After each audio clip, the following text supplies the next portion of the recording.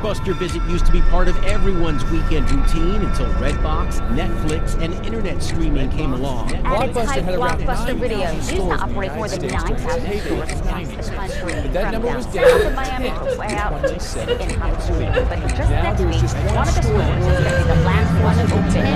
The last holdout is a Blockbuster in Oregon. Yes, there were 2 more stores open in Alaska.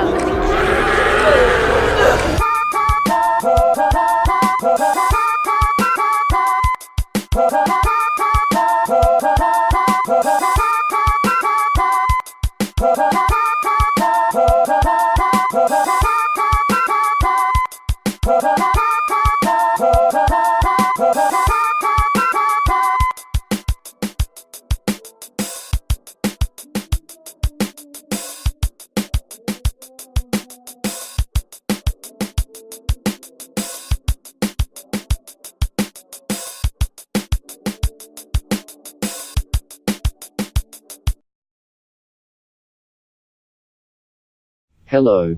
My name is Hector. I love movies. Ever since I was young, movies have played a huge role in my life. When I wasn't chasing lizards on the weekends, I spent a lot of my time plundering my grandparents' VHS collection, indulging in classic films like Raiders of the Lost Ark, Star Wars, Jurassic Park, Toy Story, and Jason X. Being a native of Piru, California, my neighborhood was also constantly occupied by film crews. Since the 1940s, Piru has been a very popular shooting location for both film and television. So whether I liked it or not, film has always been invading my subconscious. Back then, my favorite place to visit, other than McDonald's, was the local video store. We had a local Blockbuster nearby. But everybody knew, if you wanted the real deal, you went to film or video. By the time I came around, film or video had been an established business for decades. I remember it being a kind of a spooky place with thousands upon thousands of titles to choose from. Sigh, those were the days. Now, renting movies consists of swiping pictures off of a vending machine. A vending machine with maybe like 12 or so titles, no human interaction whatsoever, hardly any quality control at all.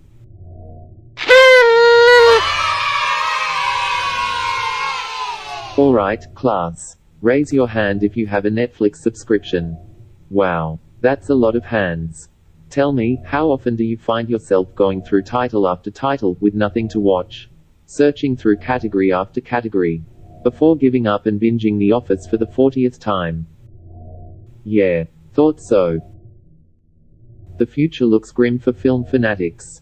The American video store is all but extinct while Redbox continues to garnish our supermarkets and pharmacies. Netflix has gathered over 115 million subscribers while Blockbuster Video only has a single store left in the country. I've been here 10 years.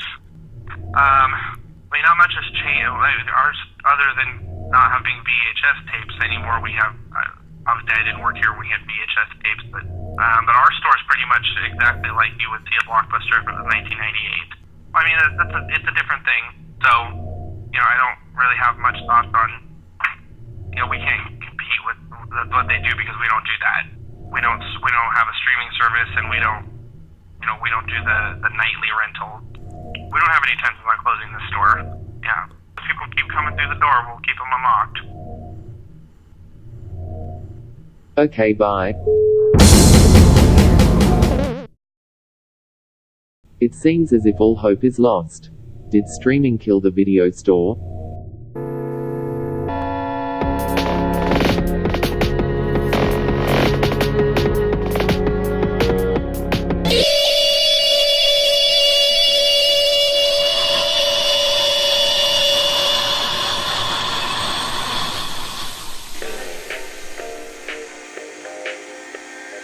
Oh, it's you again.